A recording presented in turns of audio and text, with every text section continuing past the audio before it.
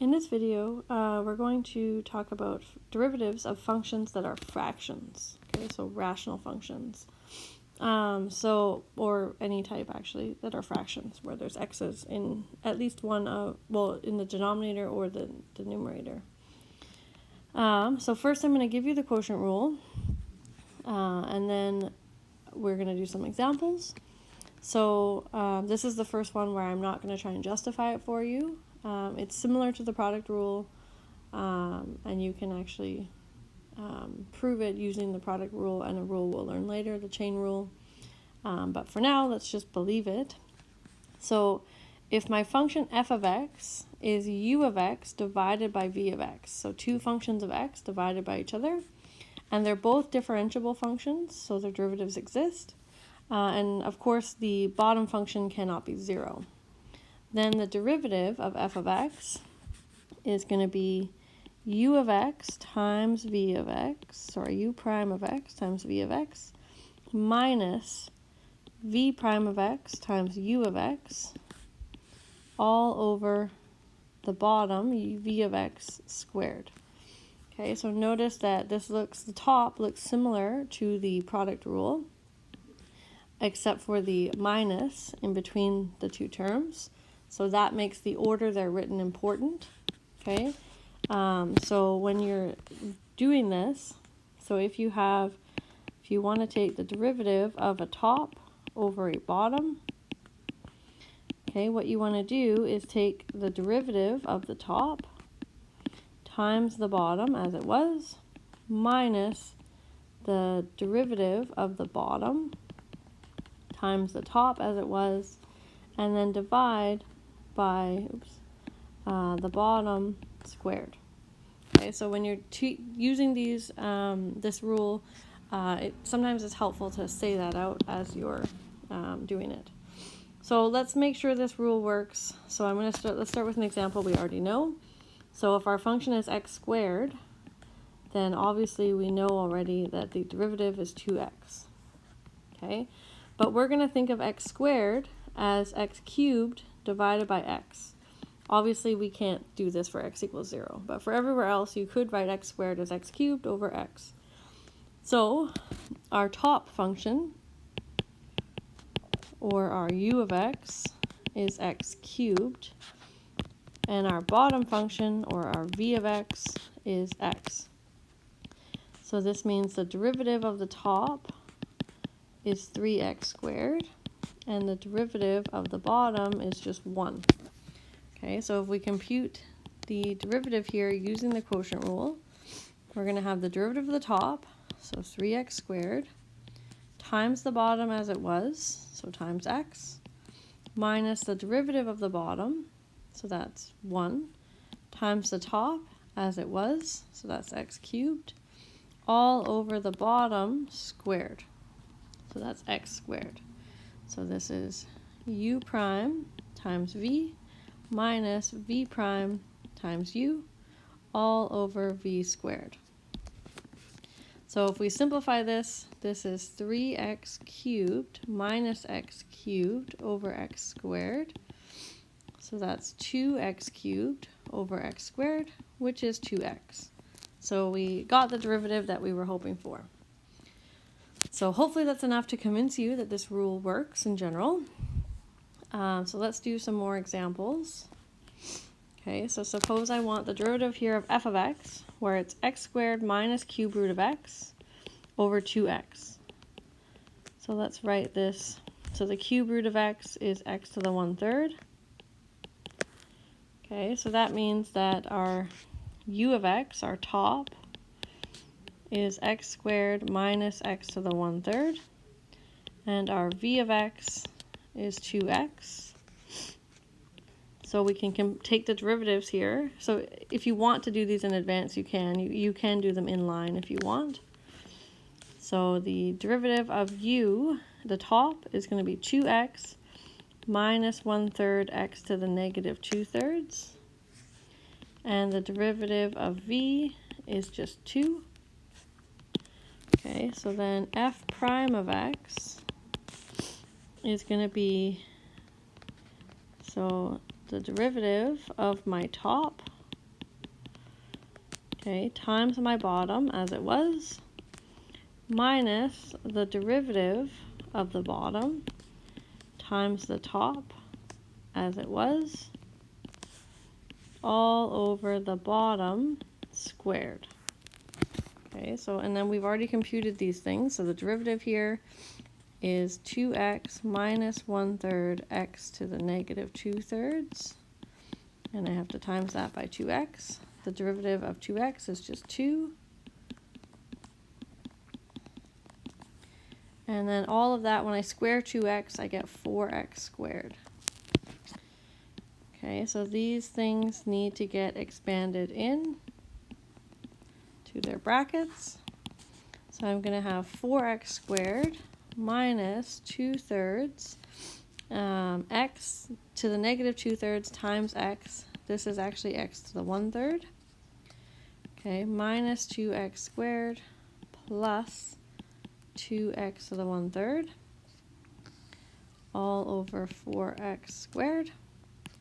I see some like terms here. Okay, so I have the x squareds, and I also have the x to the 1/3 are like terms as well.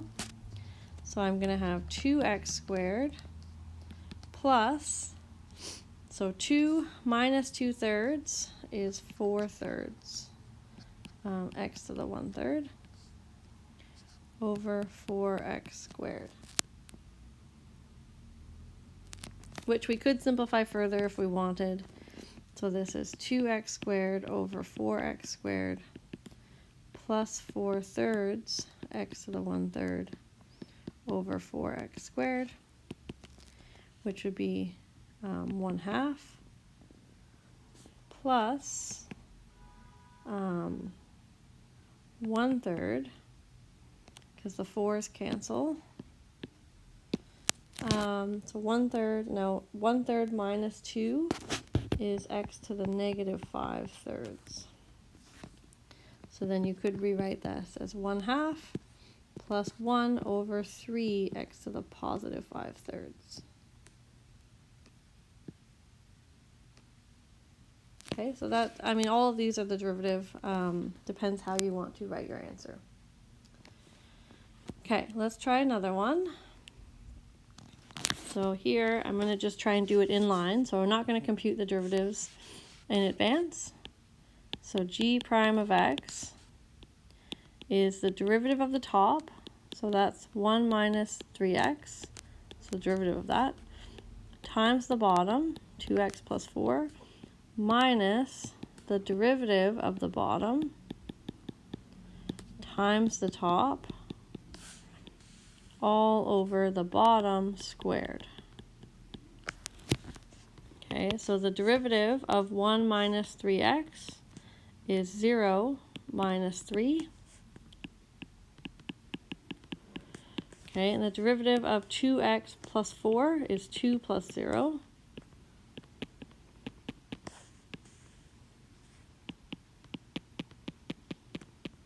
Okay, so the first thing here, this is just minus 3. Okay, and this is just 2. So I want to expand them through. So I'm going to have minus 6x minus 12.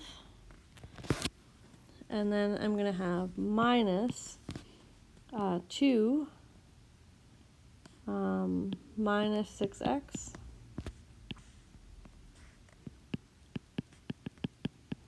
all over 2x plus 4 all squared.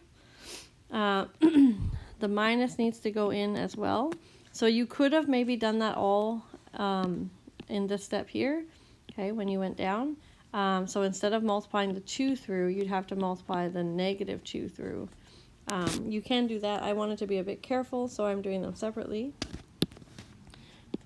So this is going to be minus 6x minus 12 minus 2 plus 6x all over 2x plus 4 all squared. And I see we have some like terms. The negative 6x and the positive 6x go away. And I'm left with negative 14 on the top over 2x plus 4 all squared. So that's how I would probably want to leave my derivative. Okay, so that's just computing a couple of derivatives that use the quotient rule. These ones are both well, we could have actually simplified f of x and used other rules, but g of x we couldn't actually simplify, so as of right now we would have to use the quotient rule to take this derivative. Okay, here's another one, function where we can't take the derivative any other way right now except using the quotient rule. Okay, so f of x is the cube root of x over 2x plus 1. And we first want to know the slope of the line tangent to the graph. So how do I find the slope of the tangent line? Okay, so now we want to remember what it means, what the derivative means. Okay, so the slope, so we usually call that m. So the slope of the tangent line at x equals 1 is going to be the derivative evaluated at 1. So it's f prime of 1. So what we're going to do is we first find the derivative.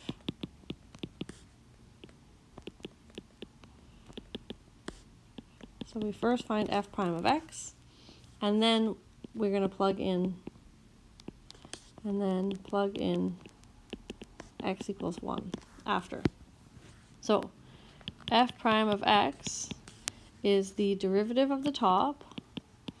So I'm going to write the top as x to the 1/3, so it's easier to differentiate, times the bottom, minus the derivative of the bottom,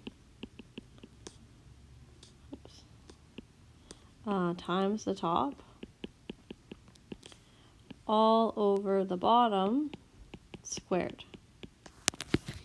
Okay, so then we have 1/3 x to the negative 2/3 times 2x plus 1 minus 2x to the 1/3 all over 2x plus 1 squared. Okay, so this needs to go through to both terms. So that's going to be 2 over 3 x to the 1/3 plus 1 over 3 x to the negative 1/3 minus 2x to the 1/3 all over 2x plus 1 squared.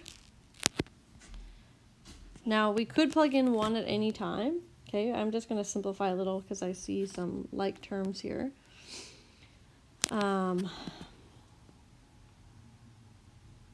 So x to the 1, so 2/3 x to the 1/3 minus 2 x to the 1/3. So we're going to have 1 over 3 cube root of x minus, okay, so now I'm putting these terms together. So 2/3 minus 2 is minus 4/3 cube root of x. Okay, all over 2x plus 1 squared. So now my slope is the derivative evaluated at 1. Okay, now what you don't want to do is just put equals and start plugging in 1. Okay, because these things are not equal, etc. Okay, these things are not equal, so you don't want to do that. What we want is f prime of 1. Okay, so this is f prime of x. Okay, that's different than f prime of 1. Okay, so you want to do it on a separate line. Okay, so now I plug in 1. So 1 over 3 cube root of 1 minus 4 over 3 cube root of 1. And this is all over 2 times 1 plus 1 squared. Okay, so that's 1 over 3 minus 4 over 3 over 3 squared is 9. So 1 over 3 minus 4 over 3 is actually minus 1, 3 over 3 over 9. So this is the slope of our tangent line at that point, so at that x value. Okay, now it actually wants us to find the equation of this line. Okay, so we know the slope. Whoops, it's not negative 1 over 3, it's negative 1 over 9. And we need a point that's on the curve. Okay, so that point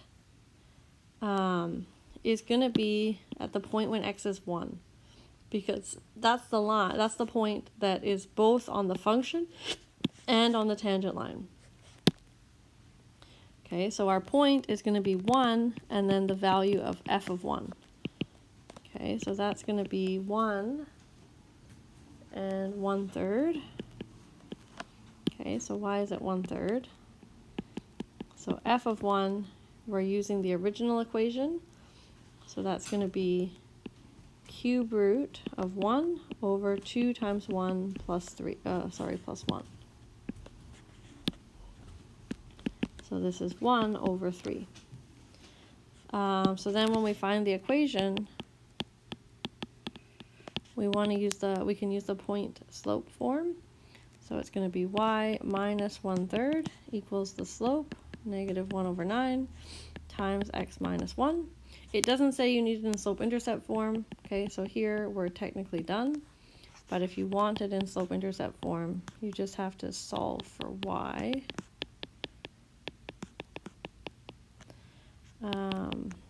So now I want to add 1/3 to both sides.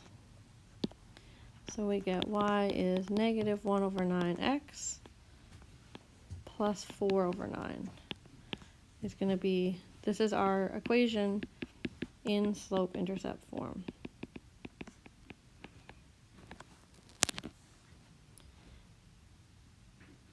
Okay, so one more thing. So as we did with the product rule, we can use the quotient rule to determine derivatives for other functions with special forms. Okay, so the one I'm going to give you is the reciprocal function. So if you have g of x is differentiable, so the derivative of g exists, then we can take the derivative of 1 over g, the reciprocal.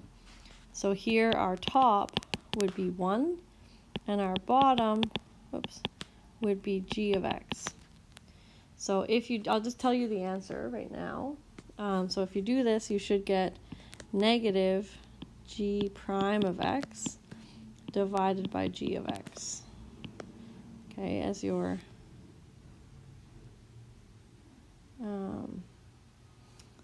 derivative.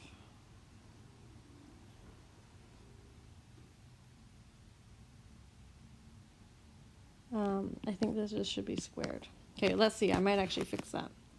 So let's prove this. Okay, so our u of x is our top, that's 1. Our v of x is actually the bottom, which is g of x. So the derivative of the top is 0, and the derivative of the bottom is g prime. Okay, so the derivative, of 1 over g of x is going to be the derivative of the top times the bottom minus the derivative of the bottom times the top all over the bottom squared. Okay, so that means the derivative of 1 is 0. So this is 0 times g of x minus g prime of x times 1. So that's just g prime of x. Okay, 0 times anything is just 0, so that's gone. So we get negative g prime of x over g of x all squared, which is what we wanted. So let's try this in practice. So if we wanted to use this, here's a function. Now it doesn't actually look exactly like the form because there's a 3 on the top. Okay, but what we could do is rewrite this as 3 times 1 over 2x to the 4 minus 5. Okay, so then f prime of x is actually, we can pull the 3 out. So it's 3 times the derivative of 1 over 2x to the 4 minus 5. So now it has that 1 on the top.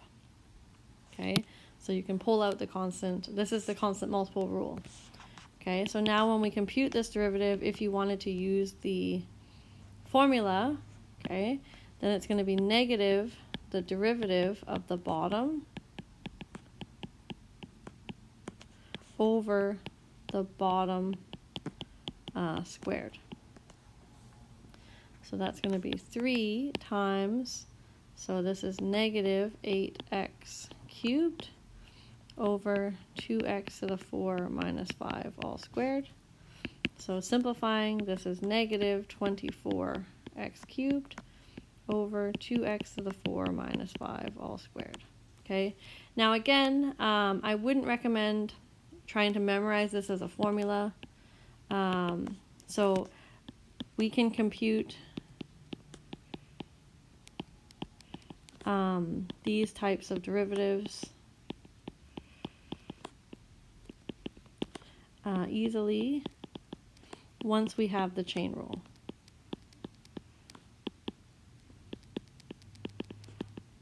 Okay, so the chain rule encompasses a lot of these sort of special corollary ones. So we don't have to actually worry about it, but for now we don't have the chain rule, so we'd have to use the quotient rule to compute this.